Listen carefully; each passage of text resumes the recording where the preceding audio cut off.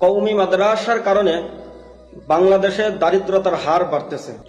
ইসলামে যাতে কেউ গরিব না থাকে এ কারণে জাকাতের বিধান চালু রয়েছে, কিন্তু এই কওমি মাদ্রাসার কারণে এদেশের হত দরিদ্ররা, মিসকিনেরা, অসহায় মানুষেরা তাদের এই প্রাপ্য থেকে তারা বঞ্চিত হচ্ছে। কারণ 80-90% জাকাতের টাকা কওমি মাদ্রাসায় চলে যাচ্ছে। রমজান মাসে দেখা যায় যে সাধারণ ভিক্ষুকের থেকে কওমি আলেমদের রসিদ বই বেশি।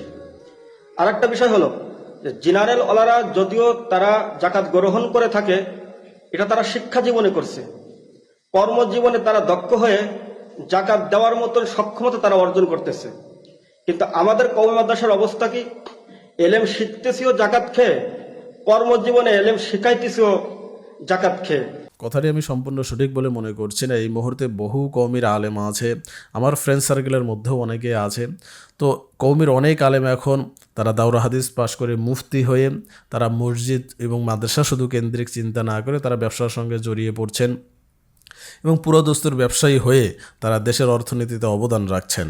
তো সুতরাং তাদের কারণেই শুধু বাংলাদেশ দারিদ্রতার দিকে এগিয়ে যাচ্ছে, এটা আসলে সম্পূর্ণটা সঠিক নয়। তবে কিছু কিছু জিনিস আছে, বিষয়গুলো আমাদের মাথায় রাখতে হবে। দেখা যায় একটা বড় শ্রেণী তারা লেখাপড়াও করছে হয়তো বা সেই দান সৎকার সেই মাদ্রাসাতে, আবার সেখান থেকে ফারেক হয়ে আবারও তিনিও নিজেও একটা মাদ্রাসা খুলে বসলেন, সেখানেও জনগণের দান সৎকার গেল। তো দেশের হতদরিদ্র মানুষ সেই দান সৎকারটা থেকে বঞ্চিত হচ্ছে, এটা অবশ্যই চিন্তার বিষয়।